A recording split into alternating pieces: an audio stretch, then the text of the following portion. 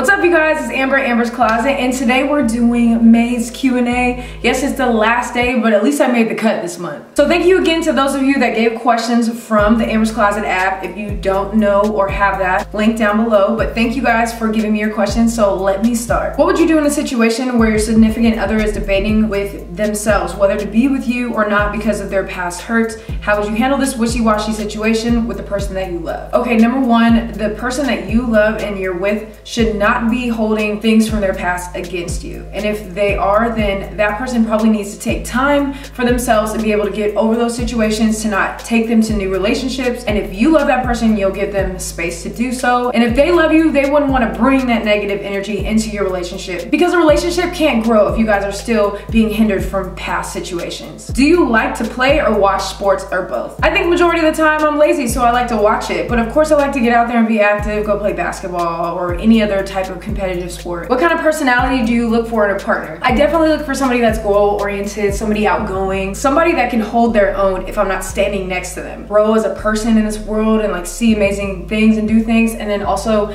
independent and goal-oriented as far as they have their own thing and they're not relying on me. Where would you like to travel next? I'm really trying to do somewhere in Europe because I haven't gone yet, so I really want to do that if possible. You guys, if you have connections with promoters, hit them up, tell them to hit me up, let's make it happen. Do you ever sit down and think, why haters, why? I think I used to think that when I was like young and dumb and actually cared about what they thought, but now I don't care at all. I'm like, you know what, haters, do what you gotta do. And at the end of the day, I low-key feel bad for them because they're the ones sitting around most of their day hating on other people instead of enjoying their life, because their world is so filled with negativity. Would you ever like to visit gay pride in Amsterdam? Hell yeah. Amsterdam is one of the places that I want to visit so bad. Number one, I wish I could go to almost every European pride. I want to go to pride everywhere. Do you have any regrets regarding a missed opportunity? I would say no. I mean, I've answered some questions in Q&As before where you guys were like, oh yeah, is there anything that you would go back and redo? That's different than living with regrets. I don't like to live with regrets at all, so most of the time I'll just tell myself that I wasn't supposed to do that or it wasn't meant to be. That's it. That's it. Would you rather wait in traffic to get somewhere, or would you rather wait in a long ass line to pay for something? If I could avoid it, I would never want to be in traffic. If I'm waiting in line to pay for something, obviously if I'm willing to wait in that line, that item is obviously worth it and I really needed it because I have a problem and I like to shop a lot and this is probably something that I really needed. So yeah, I'll just go ahead and wait in line. But if I can avoid all lines and all traffic, that's what I'm gonna do. How was your first time giving female head? For some reason, I had this question more than any other question. I don't know why this particular month that you guys chose to ask this question so many times, but oh my gosh. Oh my gosh. I don't know. I don't really know how to answer it either. I feel like people are expecting me to be like, oh my god, I was so nervous. Oh my god, it was so weird. It was gross. It was this and that. And like, I don't remember any of those feelings at all. I think it was just like kind of like chill, just like making out in a different place. So overall, it was cool. Do you use perfume? If so, do you use women's or men perfumes? I mostly use men's colognes, but the majority of the time I pick unisex ones, so it's kind of like a masculine and feminine smell. Right now, I use this blue one from Zara. I don't know what it's called, but my favorite is this YSL one. What's your plan for the summer? My plan is to get a lot of stuff done, try to get organized, do as many activities and events as possible, and try to travel and enjoy my life all at the same damn time. I just really want this summer to be productive in all those ways. In my career, in my friendships, in life, in family, in friends, in relationship, and traveling. I want it to be productive in every single category possible. Do you have or ever smoked weed? Yeah? Yeah.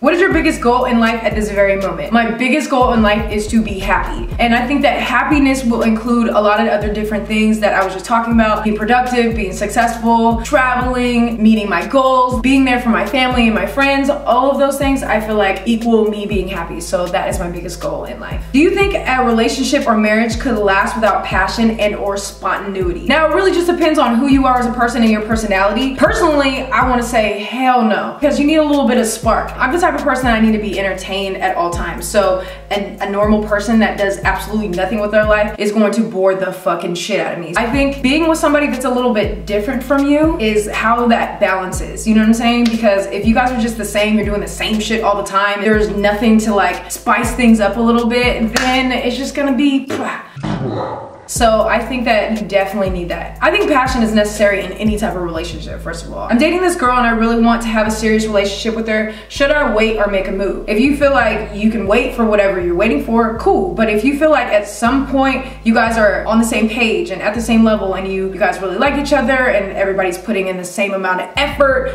then you have nothing to lose. My homie Lake says, I keep asking for your Myers-Briggs. So what is your Myers-Briggs? And I did the test. I did 2 separate tests. Oh yeah, and for those of you guys who don't know, a Myers-Briggs is a personality test. So you answer a series of questions and then it will determine what type of person that you are. So my results are that I am an extrovert, which I knew. They're energized by interacting and engaging with other people. They approach the outside world enthusiastically and look for opportunities to experience the thrills and excitement of life. What do I always say? Enjoy life, you feel me? What the fuck is that?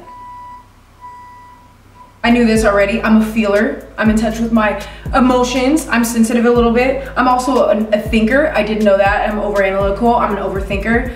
I do know that, and sometimes it makes me indecisive. I do know all that, so it's like pretty much spot on. And it gave me some other different types of personality types which would represent me. The teacher, the champion, the commander, the visionary, the provider, the performer, and the supervisor, which I think all pretty much describe me. And then I did another one just to make sure, and it came out much the same. Pretty much told me that I'm the same personality type as Ellen DeGeneres, Ricky Gervais, Robin Williams, and Walt Disney. Okay, number 1, you guys already heard my number 1. I was freaking out because Ellen DeGeneres, you guys already know that that's like the person I look up to. I love her so much. Walt Disney, who's a fucking genius, like a genius. Thank you, personality test. You made me feel like I'm doing something with my life. It says that these people only make up 7% of the population. I'm 7% of a population. I feel like I low-key can like dust my shoulders off. Like I'm one of a kind, like unique in some way. Like thank you, personality test. They're highly independent. They seek out creativity and freedom. They're energetic and charismatic. God, that was a hard one for me right now. Charismatic, cooperative and friendly, and able to conceptualize big ideas and theories. What would you do if you were the only person on earth? I mean, honestly, that's so fucking boring. I would have to like figure out some way to create some damn robots for somebody to talk to. Other than that, I can't really even like think of anything that I would do because everything would be so boring. I can't be in a lab like trying to cure a virus because everybody's gone. Like you didn't make it seem like I could like resurrect people. So I just feel like I'd be so bored. Like I just can't. I guess I'd be on an island playing video games. I mean, what else is there to do?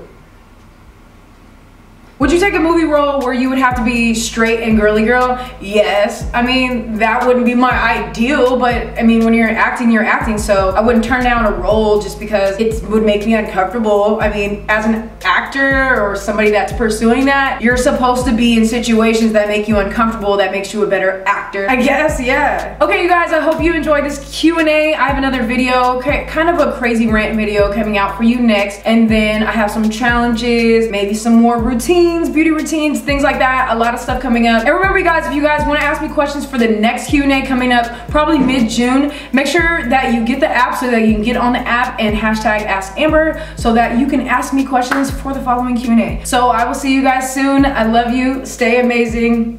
Peace.